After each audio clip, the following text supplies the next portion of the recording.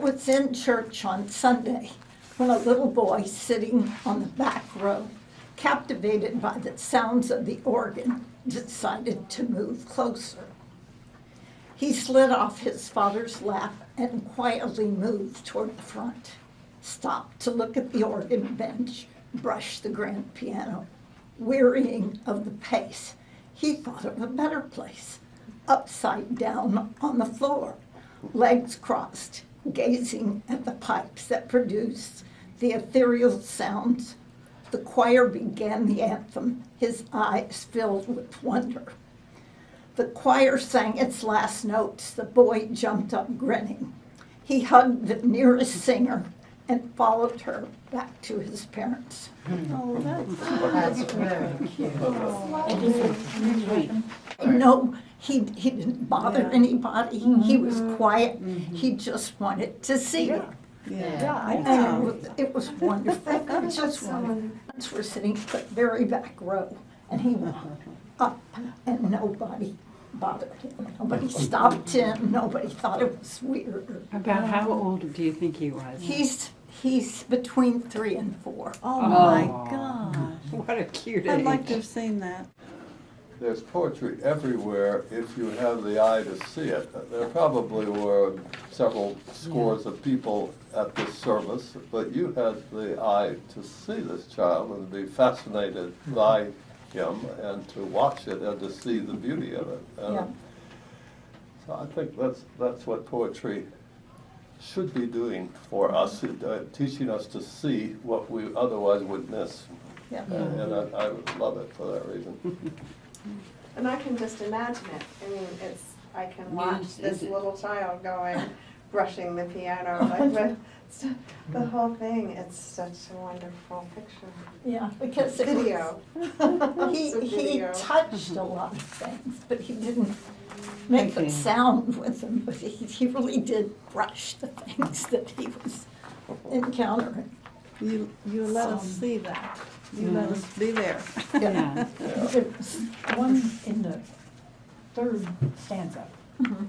Upside down on the floor, legs crossed, gazing at the pipes that produced the ethereal sound. The choir began the anthem. The choir did not do all that. We need to get some punctuation in there. Yes, I know. Yeah, after sounds, you need a period. After, yeah. If you're into punctuation. Pardon? If you're into punctuation. Well, no, I mean, the choir did not do all those things. No. And that's what it says. The Right. choir began the anthem, period. There should be 2 periods. Yeah. Or after sounds. Yeah, Sounds, maybe, yeah. Sounds Just after and- sounds. No, I think it's, I like it. Yeah, okay, I'll Right. add it on. We should all still be able to be captivated in that way. Isn't it the best Yeah. thing? It is, Yeah. it is. Do you think this child was aware he was being watched, or he was just Yeah. No, I do totally not. spontaneous He behavior? was almost, not a dream state, but he was just curious, basically. Just Yeah, being but I a mean, kid. it was written hard, it was written hard by his parents either, if he could feel that free to move Oh, around like yeah. that. Aw. Oh, is this yours, Catherine? Yes. Do you not have That's what one? we say then, it's- or Yeah, you maybe just don't have somebody- one. I have one. I thought Larry But was it gonna. didn't have a picture on it, so I didn't know if you We'll see. had it. Well, that was my first copy. And Okay. and I wanted to see if I could get this draft because I wanted to send it to somebody. And I thought, isn't that weird? yeah, wonderful. I love giraffes.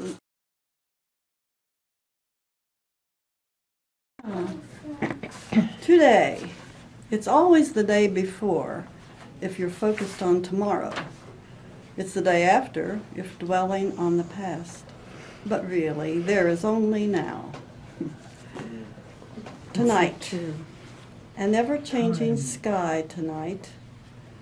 It's as if the spirits cannot control themselves or decide what kind of day should we bring forth. Do the skies ever mimic us, or do we humans mimic the skies? Does it really matter? Is matter really real? Tell me. Oh, I'm used to every now and then seeing a fawn, curled up Oh. by himself after the adults have left. I don't even remember what magazine it was in. Uh-huh. I've had it cut out for some time. Yes. I've done a number of persona poems, and and some of mine are inanimate objects. And, sort of, Like the stanchion on the street or whatever. the traffic cones. Traffic cone. I think your I- photograph. Okay, always choice. Certain themes run through our lives, not always clear to perceive. It's easier to see in other families. The alcoholic grandfather, the son, and his sons too, all faithful to the brew. Allow also for a daughter, a granddaughter or two. Sure, they hold down jobs. They're smart, funny, make plenty of money, drive nice cars and live in lovely homes, doing what everyone does, taking the edge off the day in a most socially acceptable legal way. And no one really knows for sure. It's not an easily definable thing. Plus, it's so entrenched in the culture. Who really wants to name that black vulture? He sits waiting for bits to drop, since very rarely does the whole show suddenly stop. Quietly, then, everyone keeps the silence, especially when life looks so fun, so jolly even, a little sexy and sometimes naughty, or mean and plain old cruel. People find that harder to admit. Not my beloved, not my clan. I'm no one's fool. The ways our lives unravel can be long and serpentine, but bit by bit, truth does finally out, and that smackdown always smarts. Just when it all looks completely lost, the element of choice breaks through again, asking, what level for you? Oh, that's sweet.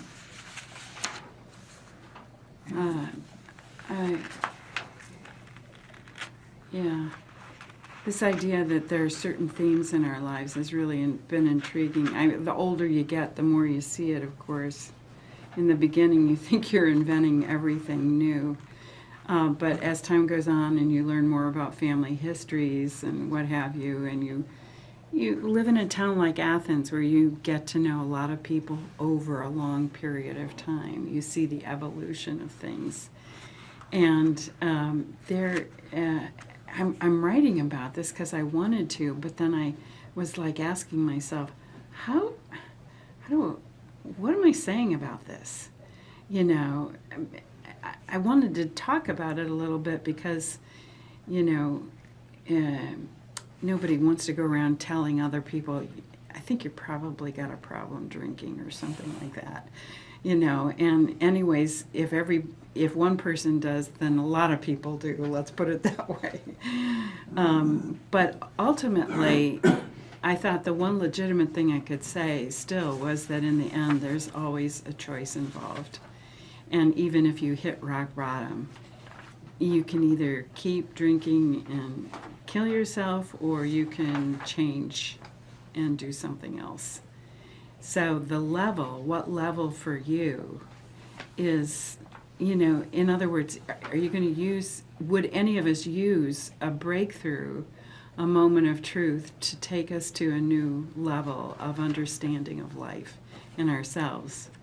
I guess that was what I was trying to aim for, without telling anybody what they had to do. It is a choice. That's all. It's a choice. So. The truth will out from Shakespeare or Macbeth. Oh God, I hated to Shakespeare is Macbeth. include that. Yeah. Well, I mean, Macbeth or Hamlet. Oh, I'm sorry. I thought it was Macbeth, but and I thought this is so cliche, but I'm going to No, say it's not. it No, it's not. anyways. I have a suggestion and a question. My suggestion is that last line of the third stanza, I think if you take out suddenly, your rhythm is better. Uh-huh, Very rarely does the whole show stop. okay. Yeah. And are you trying to rhyme or are you not trying to rhyme? Because you've got lots of rhymes in here, but then you've got a lot of lines that don't rhyme. And so I'm confused by that. You have internal rhymes. It's random rhyming. Serendipity. I like that because it's a sound. You're Yeah. just, And you're not forcing it. I hate to say this, but for a long time I was writing poems that had no rhyme whatsoever, and now I can't get away from it no matter what I do. Well, it's certainly acceptable in these days of poetry to have Oh, yeah. rhyming occur occasionally without a pattern, without a fixed Anything Yeah. pattern. goes. Yeah, I recognize it's totally without a pattern. I read about poetry a lot. I don't know who else in this group does, but I read essays about poetry as well as reading all kinds of poetry by other poets. And so I just make that observation. I guess I'm a little confused too. The black vulture is the incipient alcoholism that is in Yeah, our culture. and Okay, yeah. that I get. Yeah, I've known alcoholics, and I know that maybe at some point it stops being a choice, it's a compulsion. It's, Yeah. I've known alcoholics who couldn't go to Kroger's without drinking the vanilla extract Ooh. because it's almost all alcohol, and it's, you don't need Before they Or leave drinking home, you mouthwash. mean? Uh, Or there? um, Where do they drink the vanilla extract? right in the store. They Kroger's. They take it with them? Or guzzle it right in the aisles, because the craving of alcohol. You mean they is- drink is out of a brand new out of bottle? a vanilla And extract. probably put it back bottle. empty one too. You're then. kidding! And then you bought I'll it. never buy that again. The only point, the Oh only my reason I God. mention that is that Well, alcoholism is a compulsion Yeah. at some Yeah. point, not a choice. It's a Yeah. disease. Well, It's Yeah. an And it's addiction, almost right? incurable. Oh, yeah. It's a dreadful. And when- Cocaine or something. And when I like knew that. drank mouthwash, yeah, that's true. What is it? I felt like, alcoholics drink mouthwash in the morning so Yeah. they wouldn't be caught with alcohol in his Mouthwash? breath. or aftershave lotion. I had an uncle who did that. Well, that's not even potable alcohol. That poisons you. He died of cirrhosis. of Okay the then. liver. Yeah. Yeah, As you read this, I was processing it as sexual. Oh, Yeah, interesting. oh. Yeah, I mean, it could be anything, any theme that runs through families. And you're right, I think you make a very valid point, Felix, that it is true alcoholism really is a compulsion. But I guess I felt that still, in the end, people have to make a decision to go on with it or to ask for help with it. You know, and maybe that's me not being an alcoholic who can say that. You know, it's my illusion that you can say it.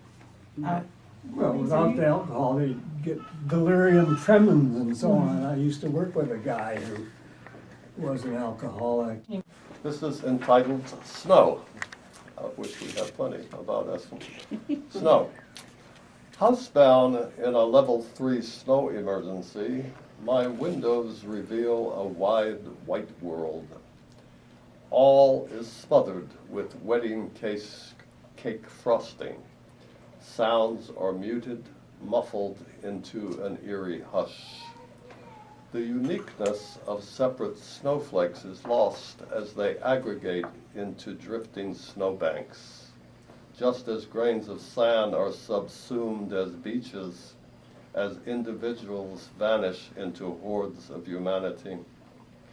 It is gorgeous, it is gloriously gorgeous, yet lethal too. The chalk white pale of death is painted upon everything touched by its majesty. Bereavement is implicit in its chilling cold. You don't go out in snowstorms. I mean, these people who die on snowstorms, floods, various acts of nature, when they go out into it, it's their own damn fault if they die. I mean, you have to have some brains. I mean, you have to have some brains in life. You don't go out into. Yeah, that's for some people, but some people Just do have to- actually have to go out in it. Oh, and they some die. do, but Like that panda in Washington Just DC. having Did grand you see fun. the great giant panda Oh, the that was baby rollicking pandas, yeah. in the No. snow? It's- Oh, it's- Anyway, I was struck by, I was trying to think of something not terribly cliche to say about snow, and what struck me is the combination of it being both beautiful, just really gloriously beautiful, and at the same time being the antithesis of life. I mean, life is warm and vibrant, and cold is a symbol essentially of death. So how can it be lethal and beautiful at the same time? Well, but then I worked on it a little bit. We are blessed. We're blessed by the beauty of God's creations and by our many loving friends and relations. We're blessed with fond memories of years past that we retain, and with our aging bodies that experience more agility than pain. We're blessed with a body created by God that is self-healing, and with a body that keeps on dealing. We're blessed with a brain that can still learn, and with ability to work that earned. We're blessed with jobs that provided us with a good living, and with the guidance of our Lord, who is mercifully forgiving. We're blessed to be supportive married parents for 51 years, and to be with the same one that we still call our dear. We're blessed in being members of our family and community, and in being members of God's family. We're blessed in gratitude for our freedom to worship, and gratitude for our friendships. We're blessed with neighborhood friends who care and who generously share. We're blessed with life in our neighborhood that gives us worth, and with life among the international peoples on our planet Earth. We are Larry, Mary, son Brock Jageman, and our two mothers, who've lived at our 51 Charles Street, Athens home, where we lived mostly bonded, not feeling alone. We were 5, and since have become 3, who loved it here, knowing that our family and friends are near.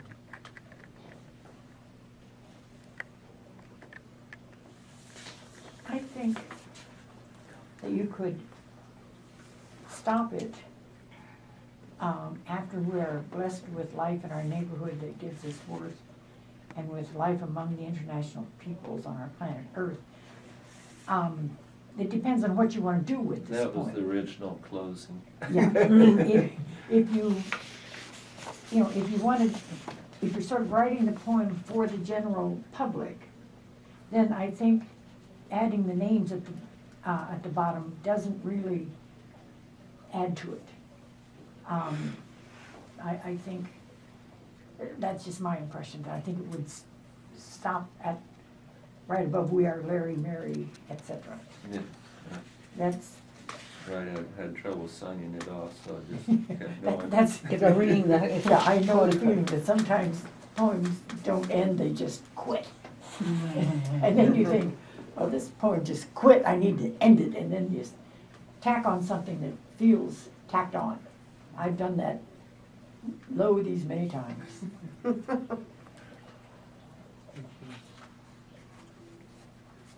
And there,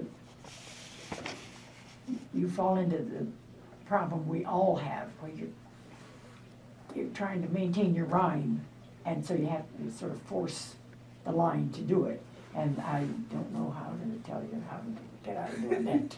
You can't. Sometimes you just Some more decide, ass. okay, I'm not gonna do this, I'm gonna do another line completely. use alliteration by, Yeah. how many times does he say, "I have a dream"? Oh, I have a dream. And then he says it again, "Oh, I have a dream." And after a while, it becomes a litany, it becomes a chorus, it becomes powerful. But it's And so not- to repeat stuff is not necessarily bad. No. I'm cross-pressured about it. Well, I don't know how many of you went to the Martin Luther King breakfast. We did. And there person that they brought in was amazing, an amazing speaker. And he just threw those things out, brought them back in, threw them out, brought them back in. So, yeah.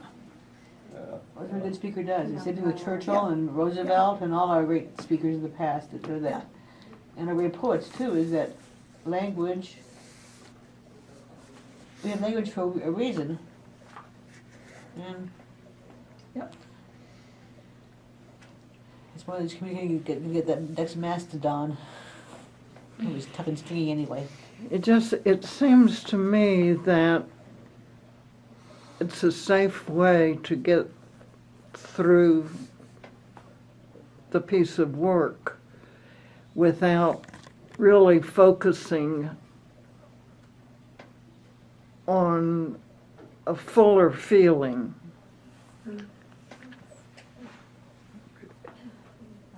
That's not clear what I'm No, I saying. understand what you're, you know, I think that list poems are a very valid form.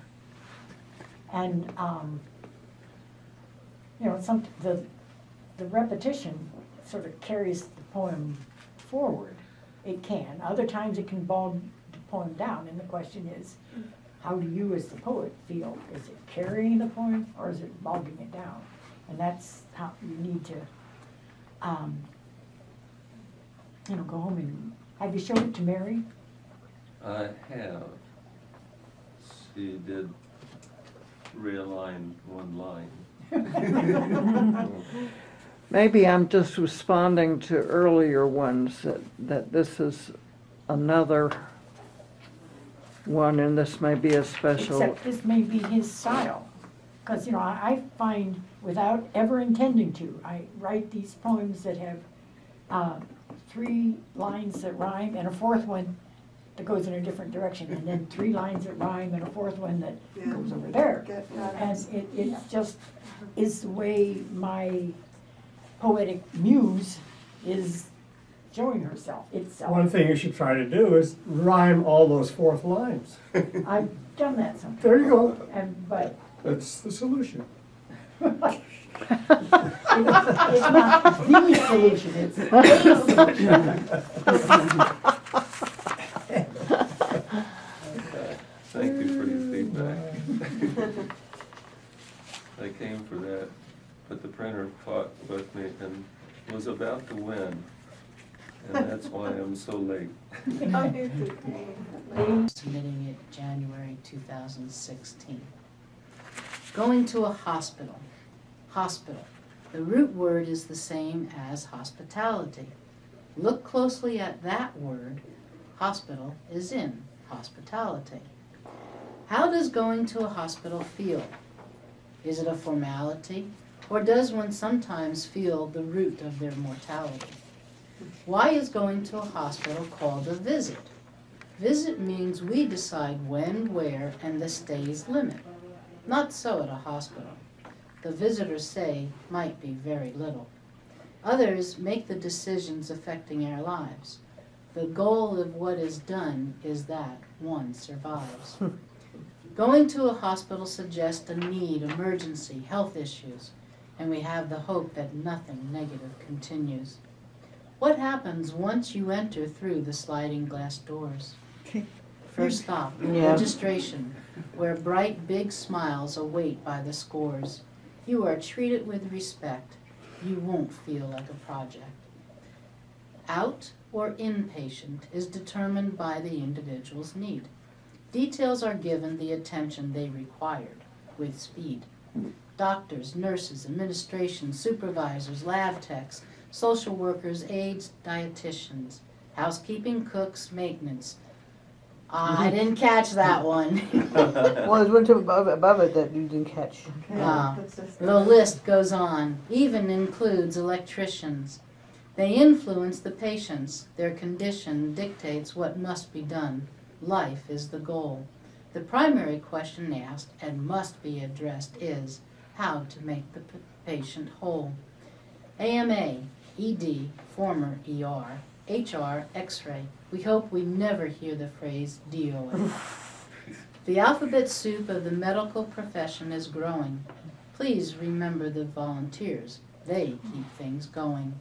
Do not forget sheets, blankets, towels, soap, hair, and toothbrushes, footies for the feet.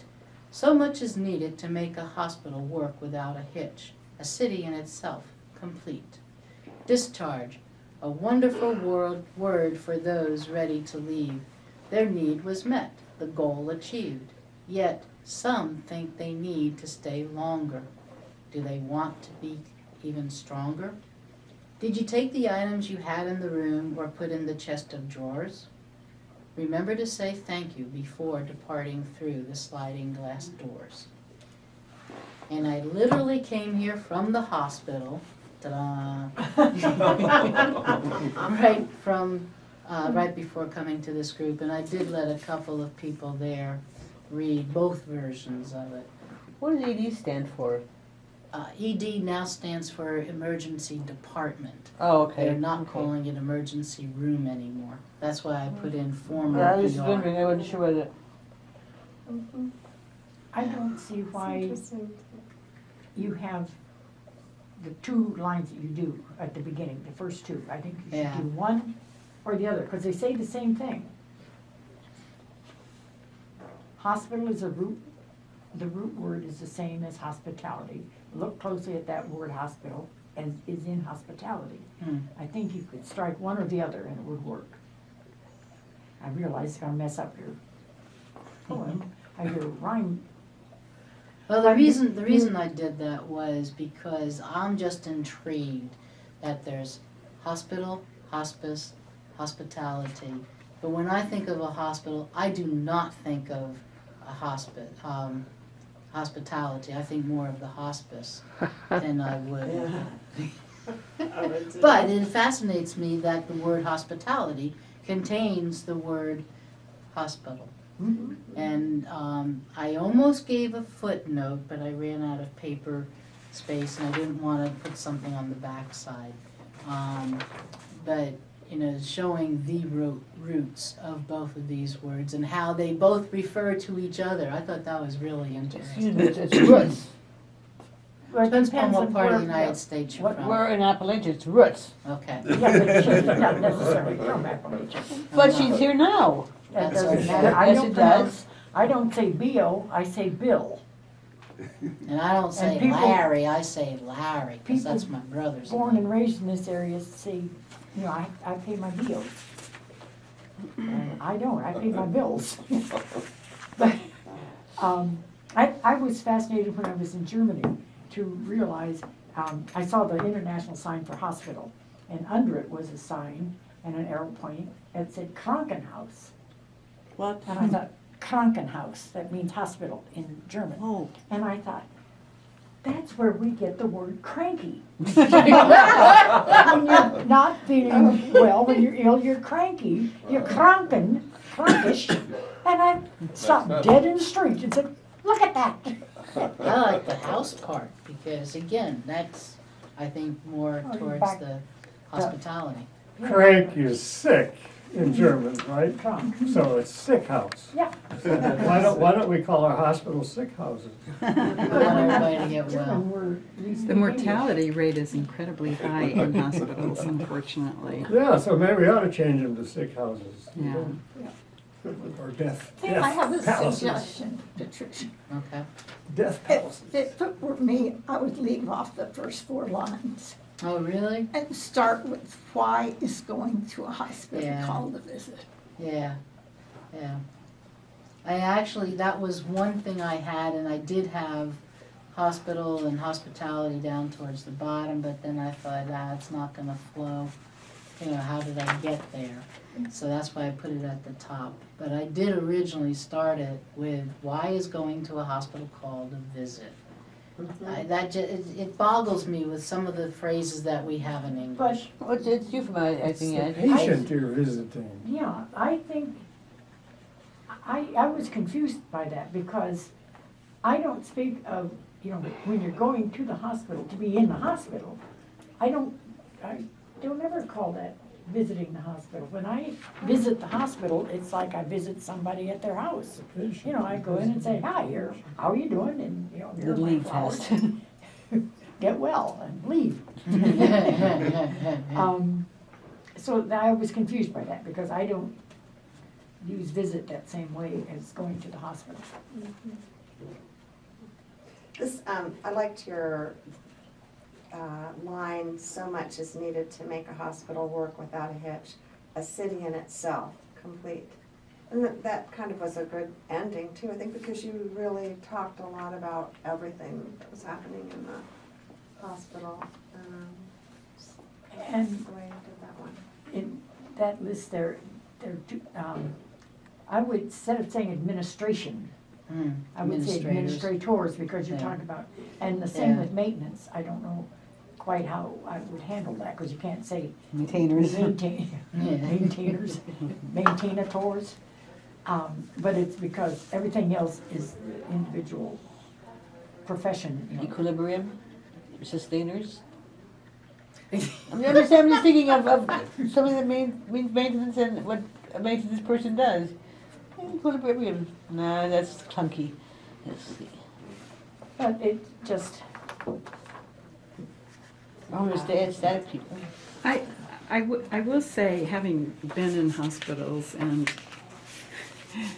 felt like I couldn't wait to get out so that I could heal, because there's so many people waking you up all hours of the night, and I'm sorry to say this, Patricia, but it's people wanting to visit you that you don't want to have visit. You want to see in the state that you're in.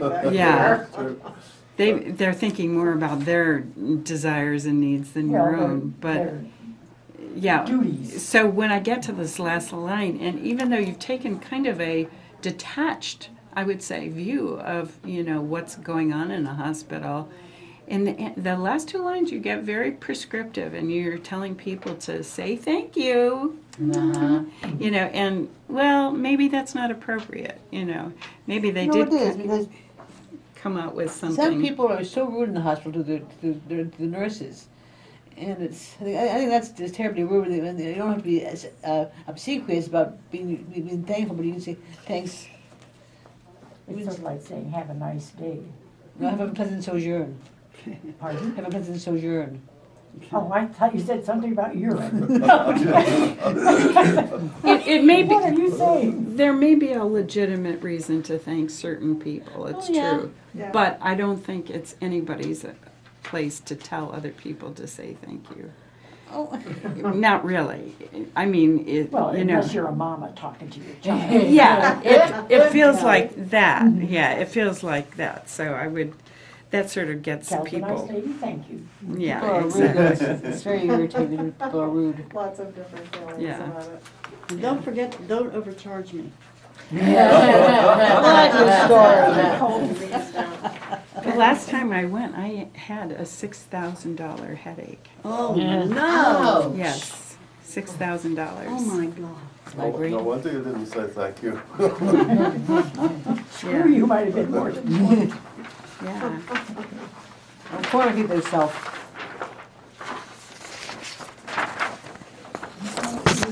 Find an extra. Right? Sven, Is this an extra here? there's an extra. Find an extra. Okay. Are you keeping two? Yes. Were there two of mine? I've got two poems, so I'll hold the second one for the second time around or whatever. I don't know how. Now at 84, isn't it true? It always seemed to me that those reaching 80 are old. Old meaning weakened, sidelined, capped with mold. Einstein, that agitated brain under a woolly cap, did not make it to 80. Nor did Henry James, Walt Whitman, Hemingway, or T.S. Eliot. But Benjamin Franklin did, as did John Adams and Jefferson, feisty to the end. Many brave and strong heads topped off long lives. GBS and Bertrand Russell, and poets. Pound, Frost, Marianne Moore, Robert Graves, Adrienne Rich, W.C. Williams, Thomas Hardy, all worked beyond the hurdle at 80. Stanley Kunitz inched along the narrowing trestle to 100. Asbury, Walcott, Merwin, Wendell Berry are still at it. U.S. laureate Philip Levine ended at 87. Nobel laureate Thomas Transtromer fell off 3 weeks short of 84. I've now finished 84. Some fires are not out and need tending and sustenance. One can legally purchase alcohol at 21. At 4 times 21, it's possibly more tasty. But the hollow leg of 21 has filled with wear. At 4 times 21, how about 4 votes as recompense for tolerating too many idiots while yet in this country of dreams and nightmares? I love this last stanza. Yeah, really. Yeah, the whole poem was about the last stanza. Anyone? Intrigued with 4 times 21. I gather you used Google search or something to get all the poets' ages who when they passed on. Yeah. How did you get that Did you information? Google it or did you just go into a? I have books. Okay. You're assuming that he's correct. And we'll study. He may be just making them up.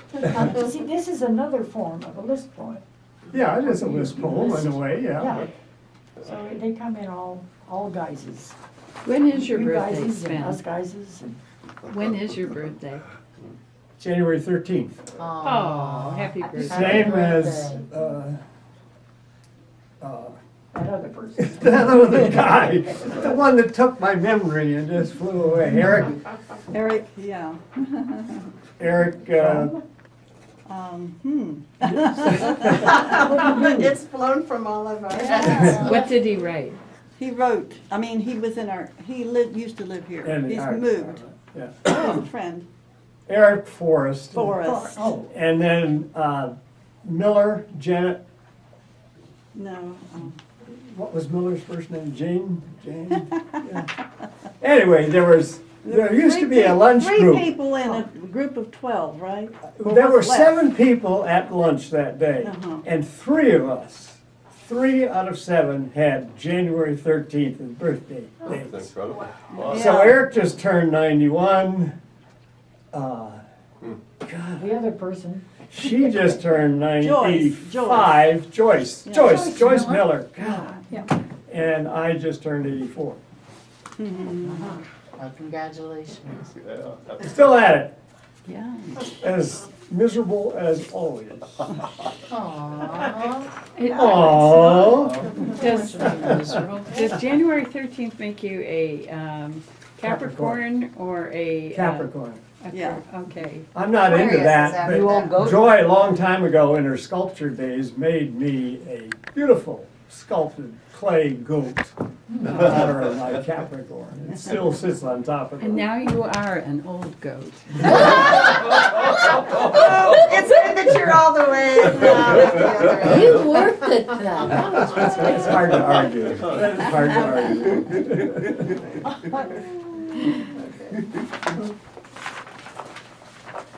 Okay. She said affectionately. Are you here to tell us we're too noisy? I'm here to close your door. We're laughing too loud. Thank you. My bird's like quiet. You've been chasing it. Wait a minute, there's one on the back. Well, he said he's gonna do that after we go Oh, all the way. Second time around, Okay. or whatever. where am I gonna put I that? only have one poem. That's all I had to do. That's all I done. I have 2 Didn't also, done but I'm more. gonna go with this one. And this poem. I'm not is- sure we're all the way around Oh, yet. okay. Well, I'm just talking about it a little bit for a Okay. minute. This is something that's just gone through my family, and it's a very special thing for me. So I enjoyed the time I had with my 3 grandkids. Radio flyer. Radio flyer flies off on an excursion, surprise. Grandma's stationed at the fore, quilt-wrapped kids ready to roar, splashing through puddles wide. Kids toss stones over the side. Tentative fingers reach to the bricks, screaming to touch earthworms, slick. Homemade ribbon, feather wands entice creeping cats seizing the fronds. With library books stacked up tall, the day grows still as shadows fall. We glide past sparkling Christmas lights. Kids draw their breath, eyes shining bright. We are in a bubble while we travel, moments to remember our magic capsule. Oh, Yes. that is so You sweet. made me want to save the worms. I always save worms if I find on the sidewalk. Yes, oh, there were so many earthworms over the holidays, and they were just big, long Or, ones. yes, You night crawlers. know, and the kids would get them under with a stick and try to pick them up and put them in the.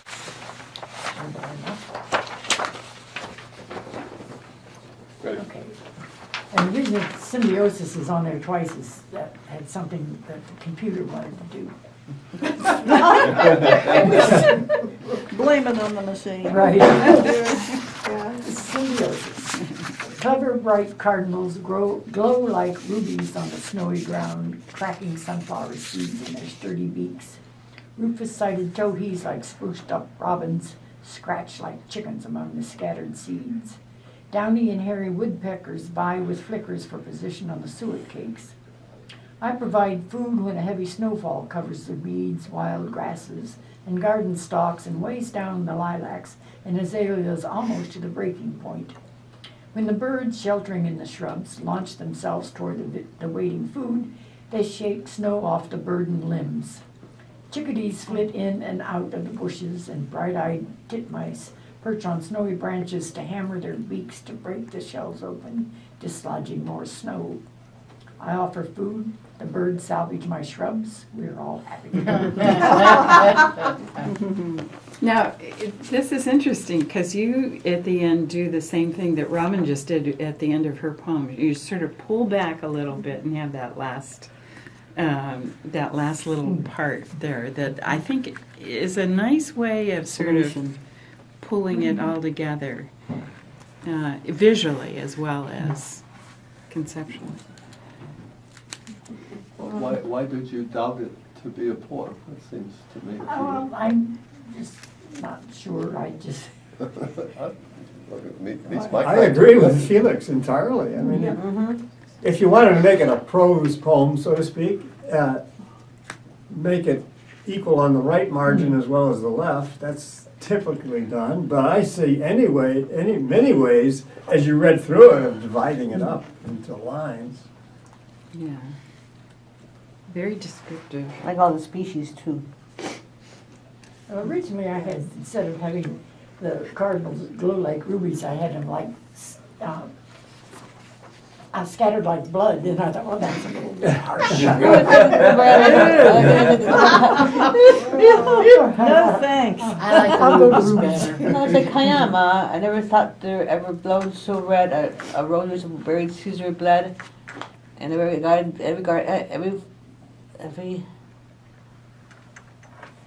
flower in the garden. I can't get the next line. I think we're missing something here. Not Kayama. It's really about blood being, yeah. red being blood. Well, there's nothing like a cardinal sitting there in the white snow-covered Yeah. black Yeah. branches, you know, so you have Yes. the red, white, And and the black. and man, they're bouncing that's- around too. It does look like, Yeah. Is that a cardinal right above your it head, looks like it. Robin? Yeah. Would my, I'm the only one that can't see it. Little mask. Yeah. Little mask around. my, Try and be when my upside down brother like the little boy. moved to the Boston area, he really liked it, and because he could get, on lunchtime, he could go from his office to the ski slopes, Ah. and then come back in time, but, so he liked that, but he said there were so few cardinals, that he really missed cardinals. Mhm. Yeah. Well, someone was telling me that if you have cardinals in your yard, it's some kind of sign of good luck or something. Have you, anybody ever heard In that? Ohio, you're gonna have cardinals in your yard no Well, matter what. we all have good luck. That's why we're, They live in Ohio after all. that's why that's our state bird. We are lucky too. You never heard that though, that it was also a special sign? Maybe in another state that doesn't Yeah. have cardinals usually? No, no. Well, that's what I was told. With the extreme snow, our feeders were attracting things that never come, like the flicker, the yellow-shafted flicker was on the feeder, and a starling, which we never get out in the woods, and blackbird. Yeah, I've got all kinds of. We had lots of Rufus-sided towhees. Oh, that's, Did you? Yes, we did. Uh-huh. and I was amazed at all those in that little tree there beside the driveway. And I don't know that I've ever seen birds eating those little berries before, but I was inundated with Rufus-sided toadies. And they weren't encouraging me to drink my tea either. They were too busy eating their berries. I'm impressed you know what a rufous-sided towhee is. Well, you probably hear them a lot. They're the ones that say, drink your tea, drink your tea. Ah. And they look like all dressed up robins because the black is very black where it's sort of rusty, muddy on robins. And they've got the red breast. It's not really red. Their sides, Yeah. Oh, yeah. I That's where have, the the roof sides are I know, rusty. Yeah. they are familiar to me. Yeah, and Yeah. they're just, sort of spiffy robins. And I had liked the spruced up robins, not just because I'm Robin, but just the way that it's, that was cute. I mean. Clean up well, huh? Yeah, I kind of like that. But you can see where I changed shrubs to limbs because I had shrubs too close. Well, should I pass out? Anne wanted me to pass out. Yeah. Oh, Yes, sure. yes. Yeah. Yeah, You got plenty of time. Save 2 for her. I think she has plenty here, I didn't count them, but I think there's more than enough. 13 ways of looking at a Yes, I've done 13 ways of looking at various and sundry things. That's a fun thing to do. I Well, think did we you ought to get try one? that, something, to pick out a poem and I'll then give it back to you. rewrite it in Oh, a different no, afterwards. you can have it. I know there's plenty. All right, is that all? Okay. Okay, oh. That's good. Okay, you want me, reflections on 6 Christmas letters based loosely, very loosely, on Wallace Stevens' 13 Ways of Looking at a Blackbird.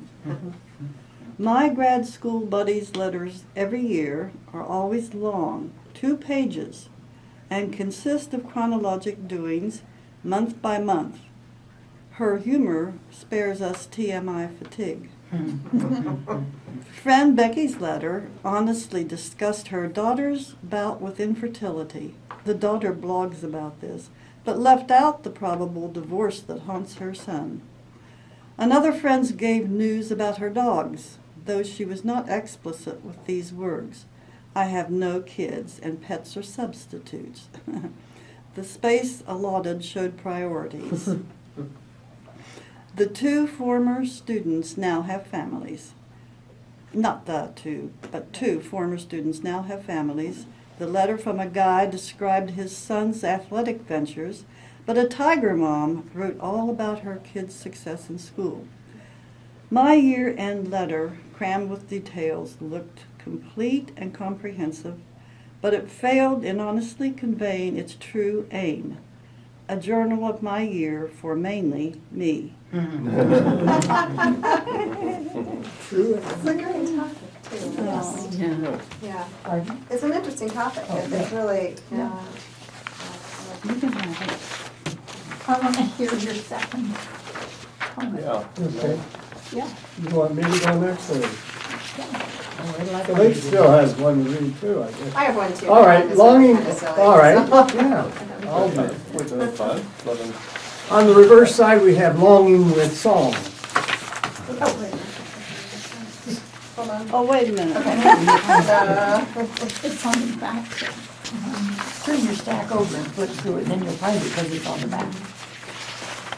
That's how I found mine. Everybody ready? Mine was already turned over. Everybody ready to along with song? Uh-huh. It had always been special wandering the Prado, seeing people, life, coffee bars, pleasure for those able to enjoy it. Castro came and changed. The airport was guarded by barbudos, and now the length of the Prado was lined with them and their guns. In the warm evening, we wandered and entered the bar at the Hotel Packard. The barbudos were posted outside. The interior was warm, but hushed. We ordered our rum and talked easily to others. We were tourists. They lived there and welcomed us. One patron had his guitar. We talked of favorite songs. He got us to join him in singing some of the favorites we knew. The other patrons, with smiles, all sang those old songs. We all did our best. Happiness temporarily filled the room. With regret, we had to move on. We exited the bar and saw again the barbudos at the curb. They may have smiled just a bit. When was that? When? That would have been in the first year of Castro, when you could still come and go. And Joy and I had been to Cuba many times, and walking Prado, which is this wonderful boulevard that takes right down to the Malecon, which runs along the bay, the inlet there, where they get the ocean crashing up over the. How is it, have you looked at the tourist industry, if we're going back at all? How open is it now, do you know?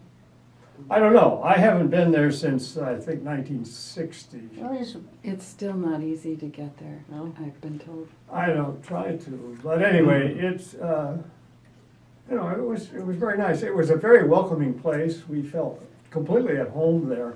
And it was quite amazing because the Castro and the pressure of all those guns, you know, felt them as soon as you landed at the airport, and everywhere you were, there were the guns. And so we went into this, actually it wasn't in the hotel, it was down the street from the Packard Hotel where we stayed. But it was this little neighborhood bar, more or less.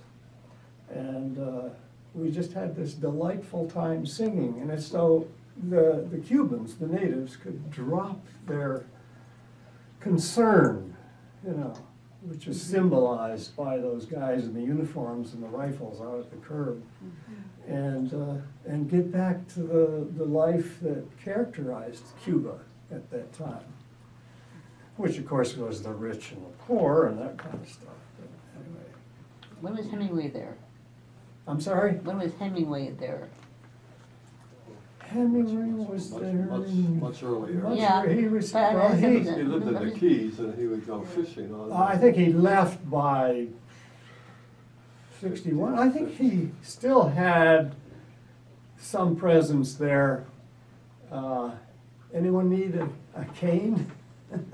This was by the photocopier. I didn't know if it belonged to anyone. But I, Oh. that's Okay, good. Thank you, Tom. early 50s maybe? Is that what you're thinking? 50s, 51? Yeah, I think Hemingway killed himself in 61, didn't he? And Yeah, so he yeah. was pretty cleaned out of Cuba for a couple of years prior to that. But he may have been there when Castro came in, because they would have steered around him. Yeah. He's too important of a person to kill, yeah. Not for him, No, for Castro put him, no, but I'm just saying, it wasn't too important for him to kill himself. no. We drove out on the Ocean Highway going east toward some of the beach communities, and all of a sudden, all the cars were forced off the road, and here comes this platoon of 4 Oldsmobiles driving like this down the road, and so we, of course, were pulled off, and then later on, when we kept going again, we looked over to the other side, and they had pulled over on the other side of the road, and it was Fidel and company. Yeah.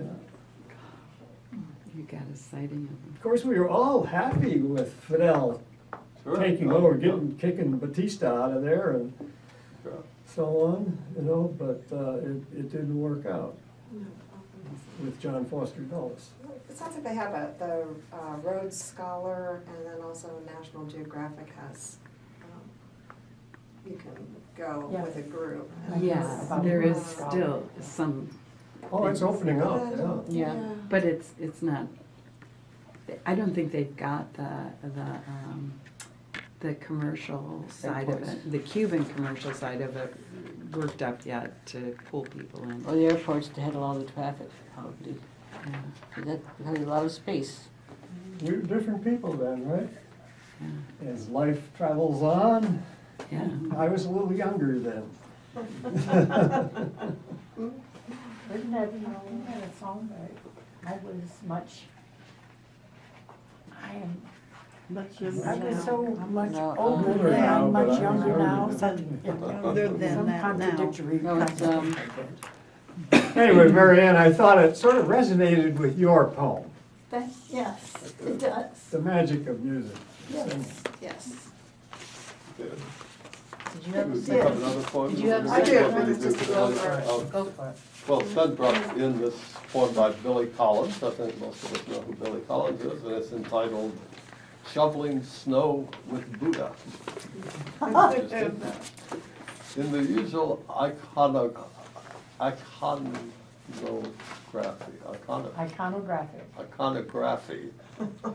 how can I say Iconography? that? Iconography, that's what I said. Iconography, why I should You know want me to that. read it? I do icons. My sister just finished their 18th icon class. Iconography.